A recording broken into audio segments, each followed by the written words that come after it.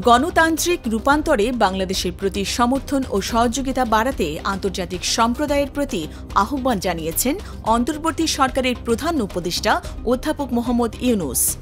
বাংলাদেশ সময় শুক্রবার রাতে জাতিসংঘের সদর দপ্তরে বিশ্ব নেতাদের সামনে ড ইউনূস বাংলায় ভাষণ দেন। এ সময় তিনি রোহিঙ্গা প্রত্যাবাসন এবং পাচার হওয়া অর্থ দেশে ফিরিয়ে আনতে আন্তর্জাতিক সম্প্রদায়ের সহযোগিতা কামনা করেন। ফিলিস্তিনে নৃশংসতা বন্ধে অবিলম্বে যুদ্ধবিরতিও আহ্বান জানান ড ইউনূস।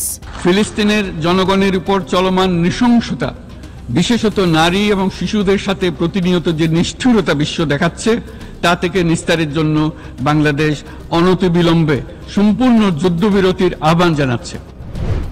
বেতন বাড়ানো সহ ১৯ দফা দাবিতে গাজীপুরের কোনাবাড়ী কাশিমপুর আঞ্চলিক সড়ক অবরোধ করে বিক্ষোভ করেছেন যমুনা ডেনিমস কারখানার কর্মীরা। পরিস্থিতি সামাল দিতে সেখানে বিপুল সংখ্যক আইনশৃঙ্খলা বাহিনীর সদস্য মোতায়েন করা হয়। এদিকে কর্মকর্তাদের অপসারণের দাবিতে গাজীপুরের মেম্বারবাড়ি এলাকায় ঢাকা ময়মনসিংহ মহাসড়ক অবরোধ বিক্ষোভ করেন সিলিকন সুইং কারখানার শ্রমিকরা। শনিবার সকালে কারখানায় ঢুকে তারা বেরিয়ে যান এবং ঢাকা ময়মনসিংহ মহাসড়ক অবরোধ করেন। শ্রমিকদের অভিযোগ, কিছু অসাধু কর্মকর্তা তাদের নানাভাবে হয়রানি করছেন। এছাড়া বিভিন্ন দাবিতে ঢাকার অদূরে বাইপাইল আবদুল্লাপুর মহাসড়ক অবরোধ করে বিক্ষোভ করেছেন লুসাকা গার্মেন্টস শ্রমিকরা।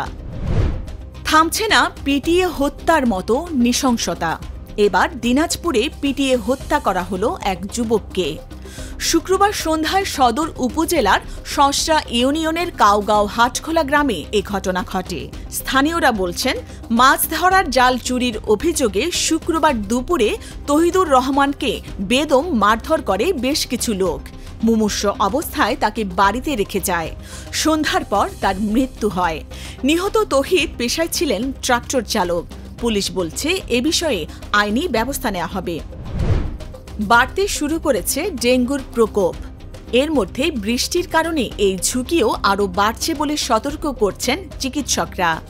স্বাস্থ্য অধিদপ্তরের তথ্য অনুযায়ী চলতি বছর এ পর্যন্ত ডেঙ্গুতে আক্রান্ত হয়ে ২৭,৭০৫ জন হাসপাতালে ভর্তি হয়েছেন। এ সময়ে মৃত্যু হয়েছে ১৪৩ জনের। এর মধ্যে অর্ধেকই আক্রান্ত হয়েছেন চলতি সেপ্টেম্বরে, আর এই মাসে মৃত্যুর সংখ্যা এখন পর্যন্ত ৬০। যুক্তরাষ্ট্রের ফ্লোরিডায় হারিকেন হেলেনের আঘাতে অন্তত ৪৫ জনের মৃত্যু হয়েছে। শক্তিশালী এ ঝড়ের কারণে বিদ্যুৎহীন হয়ে পড়েছে ৪৫ লাখ মানুষ। গত বছর আঘাত হানা হারিকেন উডালিয়ার চেয়েও শক্তিশালী হেলেন। স্থানীয় সময় বৃহস্পতিবার রাত ১১টা ১০ ২২৫ কিলোমিটার বেগে ফ্লোরিডার বিগ বেন্ড অঞ্চলে আঘাত হানে এই ঝড়। এতে লণ্ডভণ্ড হয়ে যায় উপকূলীয় অঞ্চল। বৃষ্টির কবলে কানপুর টেস্ট। দ্বিতীয় দিনে এখনও খেলা শুরু হওয়ার কোনো সম্ভাবনা দেখা যাচ্ছে না। শুক্রবার মুষলধারে বৃষ্টির কারণে লাঞ্চের ৪৬ মিনিট পর খেলা বন্ধ হয়ে যায়।